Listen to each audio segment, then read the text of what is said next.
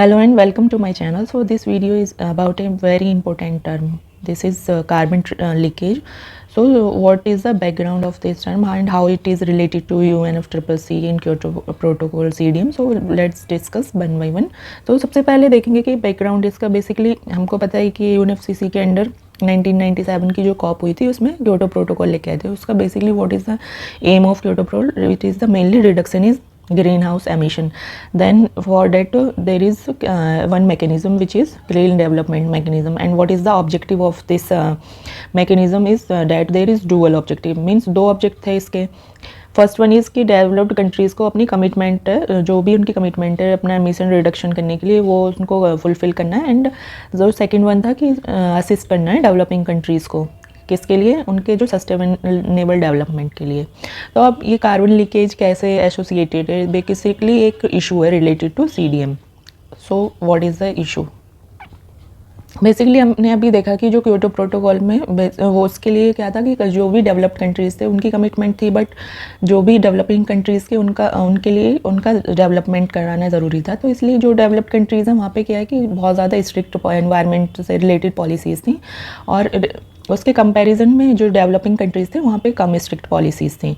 तो उसके लिए वहाँ के पे क्या हुआ, जैसे अब उसकी स्ट्रिक्टनेस किस फॉर्म में थी, लाइक कार्बन टैक्स लगेगा वहाँ पे और कार्बन सेल्स, इस तरह से बहुत सारी चीज़ें थी. देन अब इस सिचुएशन में क्या हुआ, जो डेवलप्ड कंट्रीज़ थी जहाँ पे ज़्यादा पॉल्यूशन हो चुका है, तो उन्होंने डिसाइड करा अपना प्रोडक्शन कहाँ से कहाँ, जहाँ पे उनको थोड़ी लीनियंसी मिले पॉलिसीज़ में, तो उन्होंने शिफ्ट करना शुरू कर दिया दूसरे कंट्रीज़ में. उससे क्या हुआ कि इससे ग्रीन हाउस जो एमिशन डेवलप्ड कंट्रीज़ में ना होके जो अदर कंट्रीज़ हैं, मींस जहाँ पे वो नहीं होना चाहिए तो वहाँ पे शिफ्ट हो गया. तो इसी को कार्बन लीकेज बोलते हैं बेसिकली.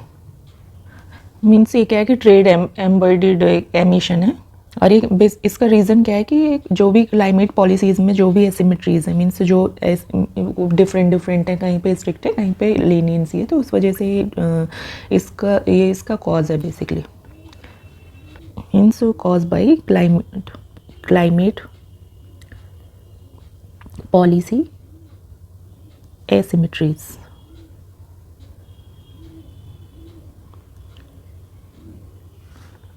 अगर हम देखें कि how does carbon leakage works, तो सबसे पहले एग्जांपल से देखते हैं. सपोज़ करिए ये दो कंट्रीज़ हैं A और B.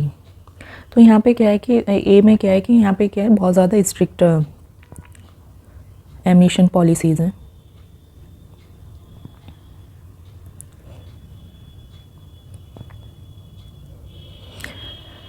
अभी यहाँ पे क्या है कि यहाँ पे जब स्ट्रिक्ट पॉलिसी रहेंगी तो कॉस्ट ऑफ प्रोडक्शन क्या रहेगा, बढ़ जाएगा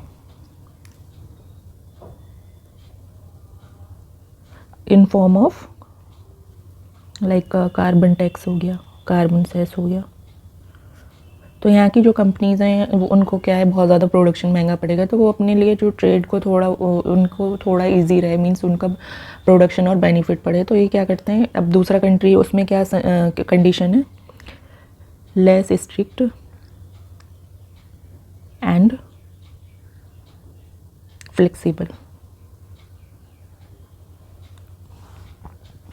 तो यहाँ पे क्या है, फ्लेक्सिबल पॉलिसीज़ रहती हैं. तो उसको यहाँ पे जो कॉस्ट ऑफ प्रोडक्शन है तो ये इसके कंपैरिजन में तो कम होगा ना काफ़ी. देन अब कंडीशन क्या होती है कि ये जो भी कंट्री है या इसकी जो कंपनीज़ हैं ये क्या करेंगे, अपना शिफ्ट कर लेंगे या रीलोकेट कर लेते हैं कंपनीज़ को. फिर इसमें क्या होगा कि इनका जो बेनिफिट है वो ज़्यादा रहता है, और इसमें क्या है, इनका कोई इम्पैक्ट पड़ता नहीं है ट्रेडिंग पैटर्न या कोई भी मार्केट जो भी डिमांड है. तो इस तरह से बस डिफरेंस क्या होता है कि जो एमिशन है वो यहाँ ना होके कंट्री A में ना होके कहाँ शिफ्ट हो जाता है, कंट्री B में. और इसका एक और इम्पैक्ट ये होता है कि यहाँ पे इंडस्ट्रियल जॉब जो है वो इंक्रीज़ हो जाती हैं.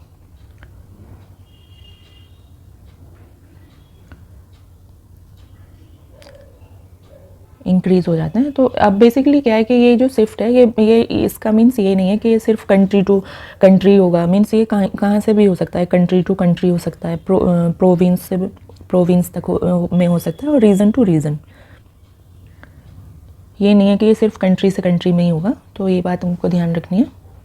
तो हमने यहाँ तक क्या समझा कि एक सिचुएशन है जहाँ पे जो कुछ कंपनी डिसाइड करती हैं वो रीज़न टू रीज़न हो सकते हैं, प्रोडक्शन से प्रोविंस से प्रोविंस हो सकता है, रीज़न टू रीज़न होता है। तो अपनी जहाँ भी स्ट्रिंजेंट मीन्स हार्ड जो भी स्ट्रिक्ट पॉलिसीज़ हैं उस प्लेस से जहाँ पे लीनियंसी होती है पॉलिसीज़ में वहाँ चले जाते हैं, वो शिफ्ट कर लेते हैं, रीलोकेट कर लेते हैं अपना इंडस्ट्री को। और इसके दो इम्पैक्ट होते हैं बेसिकली, एक तो ग्रीन हाउस एमिशन इंक्रीज़ हो जाता है और जहाँ जिस एरिया में शिफ्ट होते हैं वहाँ पे जॉब्स बढ़ जाते हैं। इसके दो बेसिकली रिजल्ट हैं ये। अब इसी का एक दूसरा सिमिलर टर्म है, उससे आप कंफ्यूज हो सकते हैं, वो क्या है कि कार्बन। बेसिकली एग्जामिनर आपसे पूछ सकता है कि व्हाट इज़ मीन्स आप कंफ्यूज हो सकते हो कि कार्बन शिफ्टिंग और कार्बन लीकेज में बेसिकली डिफरेंस क्या है, तो वो अभी हम डिस्कस करेंगे। बेसिकली जो कार्बन शिफ्टिंग होता है वो टेंडेंसी होती है, ये इंडिविजुअल के लिए होती है, means tendency for an individual to increase carbon dioxide emission in one area of their life style as a result of reducing emission elsewhere. तो मीन्स इसका क्या होगा कि कोई भी इंडिविजुअल है, मीन्स वो किसी पर्टिकुलर एरिया में रह रहा है और ये लोकल लेवल पे बेसिकली डोमेस्टिक होता है। तो ये किसका, कोई भी इंडिविजुअल है वो किसका इंक्रीज़ कर रहा है, प्रोडक्शन CO2 का, और किस ड्यू टू लाइफ स्टाइल। अब इसमें क्या होगा कि सपोज़ करिए जैसे UK वगैरह काफ़ी इन्होंने इम्पोज भी किए हैं टैक्सेस वगैरह इस पर्सनल लाइफ स्टाइल पे जो ज़्यादा कार्बन डाई का एमिशन करते हैं लोग, और इवन उनको डिमोटिवेट भी करते हैं उसको रिड्यूस करने के लिए। वहाँ पे एनर्जी सेविंग ट्रस्ट जैसे बहुत सारे वे उन्होंने मीन्स अपनाए, वहाँ पे एडॉप्शन किया जा रहा है इस तरह के काफ़ी इनिशिएटिव का, ताकि वो उससे क्या है कि जो कार्बन डाइऑक्साइड का एमिशन कम हो सके। अब इसमें ये क्या होता है कि इसमें इंडिविजुअल की वजह से हो रहा है, बट उसमें क्या होता था कार्बन लीकेज में पॉलिसीज़ की वजह से। ये जो कार्बन शिफ्टिंग बहुत ज़्यादा मीन्स जो रिच एरिया होता है, लाइक जहाँ पे वैसे कम होगा CO2 का जो भी एमिशन है, बट इंडिविजुअली ज़्यादा करते हैं लोग। सपोज़ करिए भूटान को कार्बन जीरो कंट्री बोलते हैं, अगर वहाँ के कुछ रिच लोग बहुत ज़्यादा एमिशन करने लग जाएँ अपनी जो लाइफ स्टाइल है उसको और ज़्यादा कंफर्टेबल बनाने के लिए, तो उस टाइम पे ये टर्म होता है carbon trading. Means what is carbon shifting. Basically एक डोमेस्टिक कार्बन शिफ्टिंग होती है। क्या होता है डोमेस्टिक कार्बन शिफ्टिंग। तो ये विद इन अ कंट्री और विद इन एरिया हमको देखने को मिलेगी, तो कंफ्यूज नहीं होना है कार्बन लीकेज और कार्बन शिफ्टिंग में। होप ये आपको अच्छे से समझ आया होगा। अब इसका थोड़ा विजुअलाइज करें तो ये कैसे होगा। अगर कार्बन लीकेज को देखें, ये यहाँ पे एक मैंने पिक ली है, और ये कार्बन लीकेज को कैसे हम इसको समझ सकते हैं इसके थ्रू।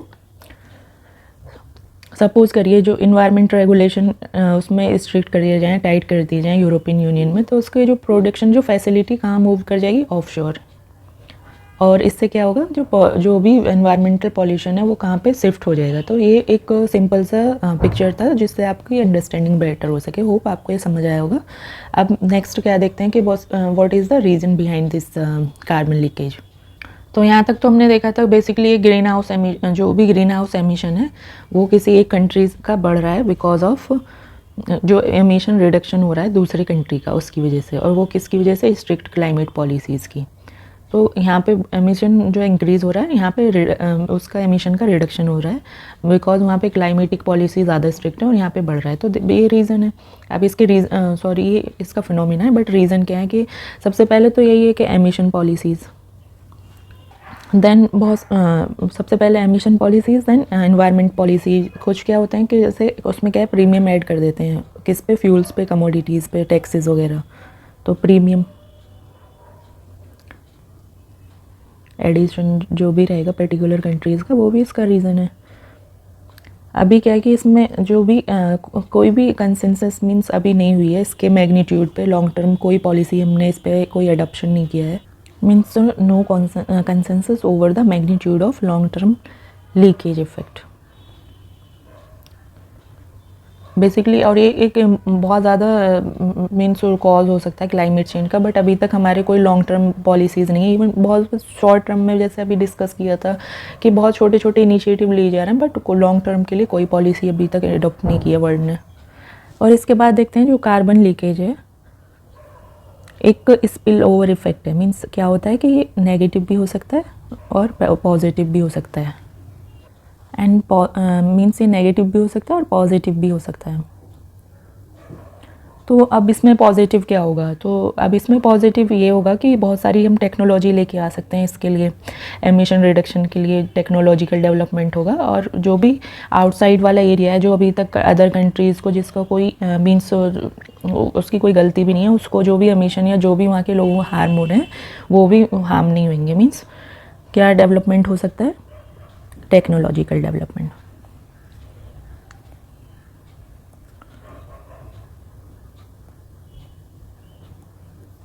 तो ये बेसिकली हमने इसके इम्पैक्ट रीज़न पढ़े थे।